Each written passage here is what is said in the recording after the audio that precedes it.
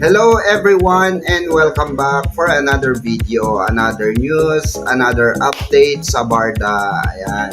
So, for today's video guys ay konting update lang at konting chuchu lang tayo dito sa parating, parating na events sa bench. Dahil marami nga ang nag-aabang at nako, maraming tumaas ang kilay talaga dito, sa mga matinding pagwo-workout ni David para sa parating ang event sa bench, sa pagrampa niya po sa bench ngayong darating na March 21. Ayan. So, talagang porsigidong pagandahin, palakihin yung mga muscles, 'di ba? Mga ka-abs ni David diyan, mga kabarda. And of course, syempre hindi magpapahuli ang ating binibini, ang ating ginang na si Barbie Fortesa sa pagbigay ng suporta kay David Licauco. At alam nyo naman na very supportive talaga when it comes to individual projects, individual event na pinupuntahan at ginaganapan ng bawat individual na ito, at maraming tuwan-tuwa na Barda, supporters and mga fans club, especially ang Barda lovers worldwide, na ayan nga ay marami ang nagtatanong kung saan di umano makakabili ng tickets, para sa paparating na events. Okay, so marami rin nagtatanong sa atin personally kung ano ang website na kanilang mapagbibilan ng ticket nga dito sa paparating na event, sa pagrampa ng nag-iisang David Licauco, at yun nga guys, ayan, papakita natin sa inyo. Okay, dyan sa screen. Okay, and 1, 2, 3 pak, ganun.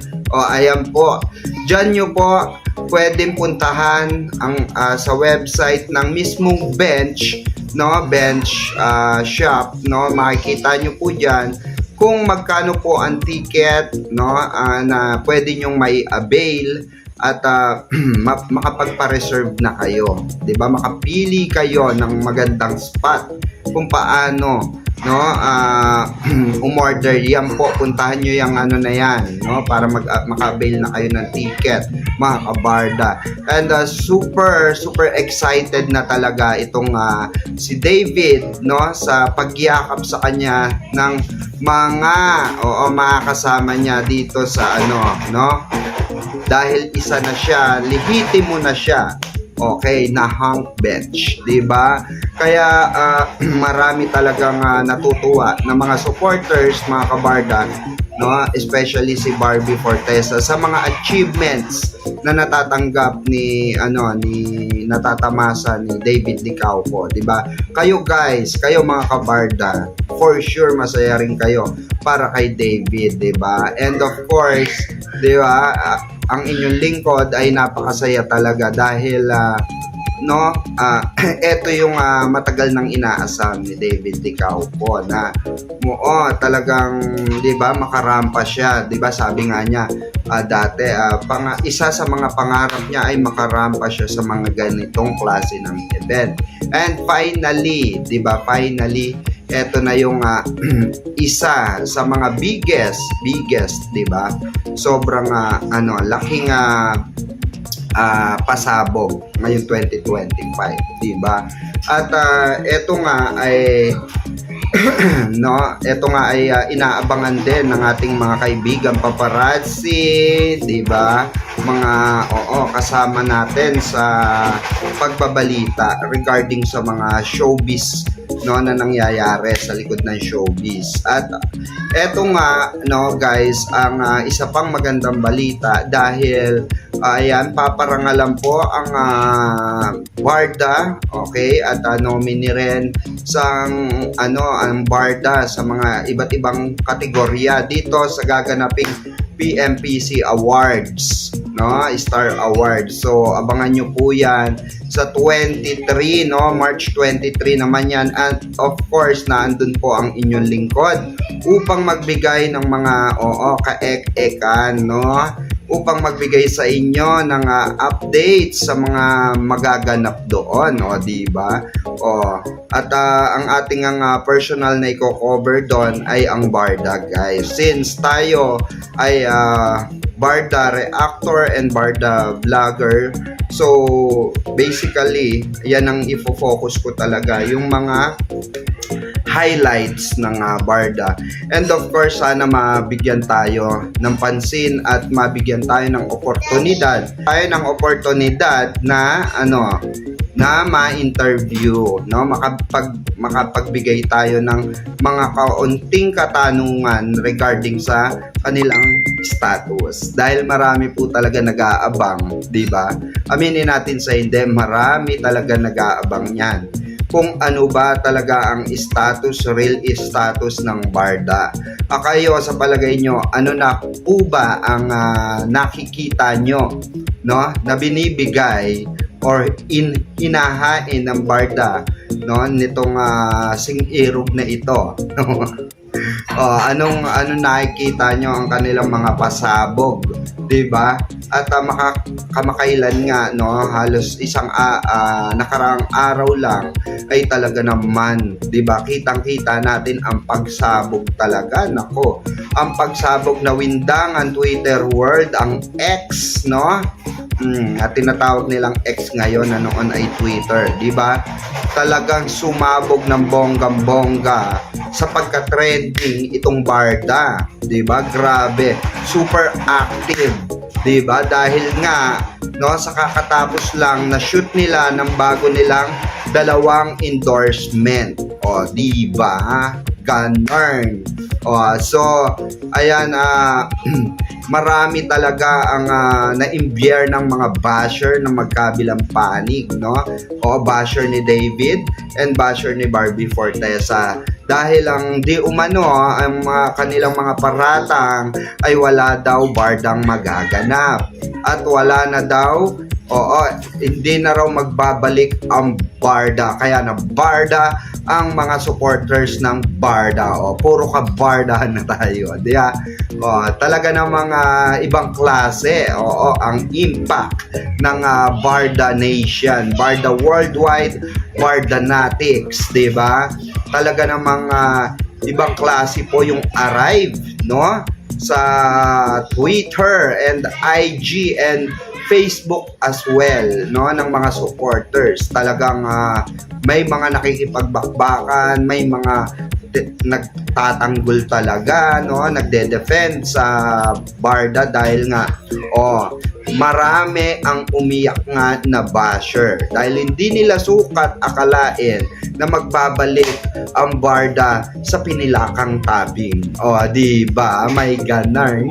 At ang inyong lingkod nga ay may mga nasasagap, okay, na mga anes dyan, anik dyan, no, na ang 2025 di umano ay ang taon ng Barda, ang taon ni Barbie Fortesa at ni David Licauco. Dahil naaamoy ng lahat na maraming pagtatambalang eksena itong dalawa na ito.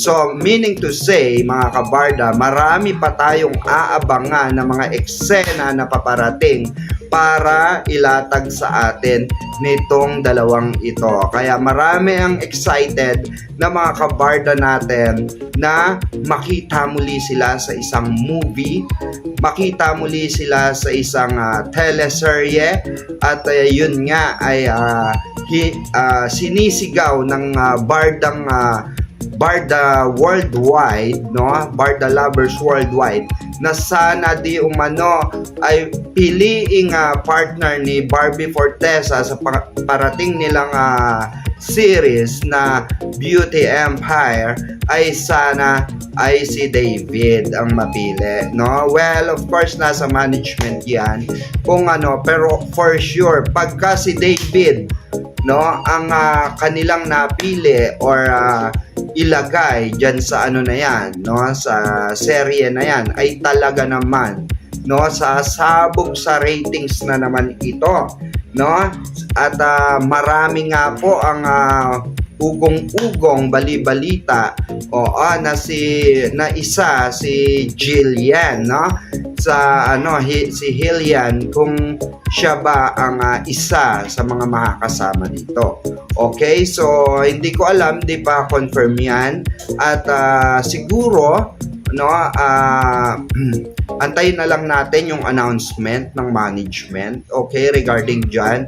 And of course, ito ay napakalaking proyekto po, no, kaya antabayanan natin, abangan natin, and of course, no, tangkilikin natin ang paparating, no, na serye ng ating iniidolong si Barbie Forteza. At kung sino man ang mapili ng management na itatambal sa kanya rito, ay for sure marami susuporta. Dahil, okay, alam naman natin ang impact ni Barbie Forteza ngayon ay talaga namang grabe pag-agawan po, no? Marami ang gustong makatambal si Barbie Forteza. Ang haba ng hair ng ating prinsesita, di po ba? Kaya ang masasabi ko, mga kabarda, let's wait until the Barda bring love again. Diba? May ganon. So, abangan po natin yan sa mga susunod na araw, susunod na linggo. No, ito po muli ang inyong lingkod, Kachikadora, of course, Madam Pickles. Okay? At nag-iiwan ng kasabihan, kataga, no, na mas masarap magmahal kesa kumuha ng kaaway. Okay? Kaya mga Barda lovers worldwide, love lang, wag makipagbardahan, wag makipagbardagulan, dahil alam nyo at kung sino ang totoong minamahal ni Ginoo. Okay, once again, ito po muli ang inyong Chikadora, Madam Pickles. Bye-bye guys, and I love you all mga kabarda. Peace out and have a great one. Gangster, we do that better than anybody. I bet you got it twisted, you don't know who to trust. So many player hating niggas trying to sound like us. Say they ready for the front, but I don't think they know it. Straight to the depths of hell is where those cowards going. Well, all you still down, nigga, holler when you see me. And let these devils be sorry for the day they finally free me. I got a caravan of niggas every time we ride, hitting motherfuckers up when we pass by. Until I die, live the life of a boss player. Cause even when I'm high, fuck with me and get cross later. The future